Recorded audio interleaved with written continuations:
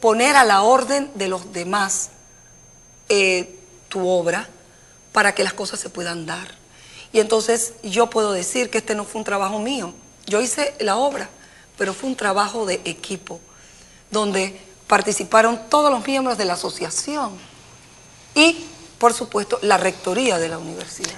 Hay algo que siempre me preocupa cuando escribimos guiones para niños aquí en el canal, y es si no estaremos reproduciendo aquellos íconos infantiles, aquellas fantasías infantiles de nuestra época a esta otra época donde los medios de comunicación han marcado el rumbo por otro lado. ¿Cómo manejan ustedes esa situación?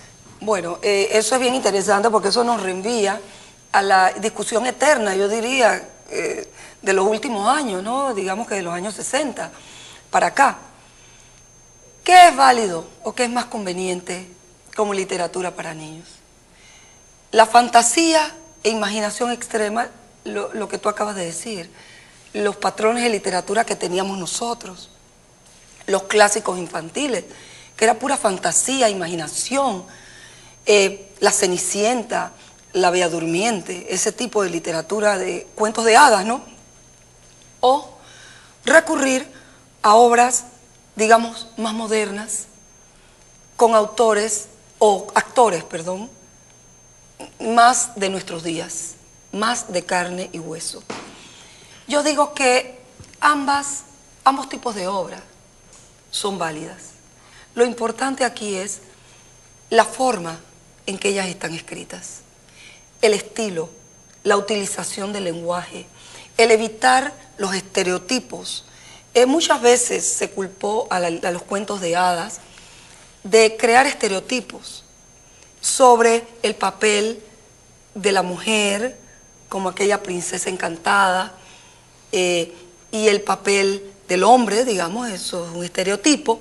Sin embargo, un gran defensor de los cuentos de hadas, el alemán Bruno Bettelheim, nos dice que la fantasía, y defiende encarecidamente la utilización de los cuentos de hadas, y él dice que la fantasía es importante. Una vez que esos cuentos han sido reescritos y adaptados para niños, son válidos. ¿Por qué? Porque el niño es muy sabio, y cuando nosotros leemos en un cuento, o el niño lee de una bruja malvada, de Hansel y Gretel, que los encerró en una jaula y lo iba a poner al horno, que se iban a quemar los niños, el niño pequeño siente miedo. Pero Vilma, y yo pregunto a las personas que nos escuchan y que nos miran, los niños de hoy en día tienen muchos motivos para sentir temor. Nada más hay que ver las noticias. Entonces, eso es realmente aterrador. Cuando el niño de nuestros días lee un cuento sobre una bruja y al final los niños se salvan, se siente satisfecho. Él es capaz de ahogar sus temores en ese final. Y entonces todo eso es un proceso psicológico.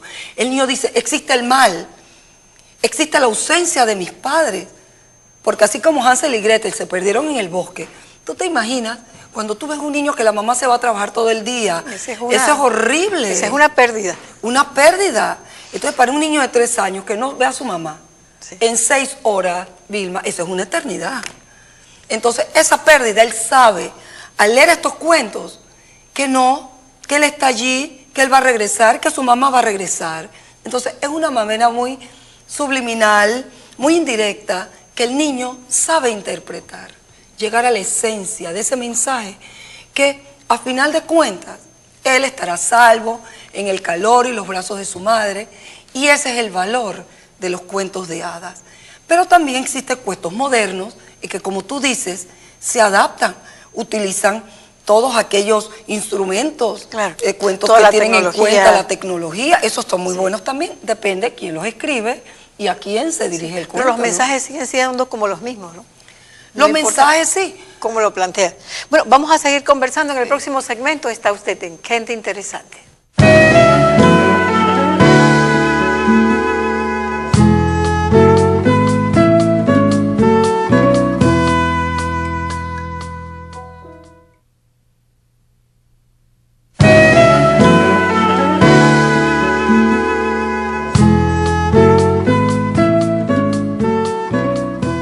continuamos con gente interesante conversando con Irene de Delgado. Bueno, y resulta ser que no solamente la docencia en la universidad, ni tampoco en las obras que has escrito, sino que también a través de la pintura. ¿Cuándo descubres la pintura? Bueno, como yo decía en una entrevista que me hicieron en una ocasión, esta es la última de mis pasiones. Debo decir que comencé tratando de pintar desde la escuela secundaria, luego recibí una corta instrucción del gran maestro Herrera Barría en el Instituto de Arte, allá yo recién graduada de escuela secundaria, y luego durante mis estudios en París lo hice más bien como un hobby, como una forma de expresión y de comunicación. Pero yo diría que mi centro, mi gran núcleo, sigue siendo la escritura y la literatura. Y es a través de la literatura que yo llego y busco la inspiración para mis obras pictóricas. Quizás también un poco la busco en la historia. No soy historiadora, pero sí me gusta leer historia. Así que yo diría que esas dos han sido las grandes fuentes de inspiración. El resto es puro ensayo y error, Vilma.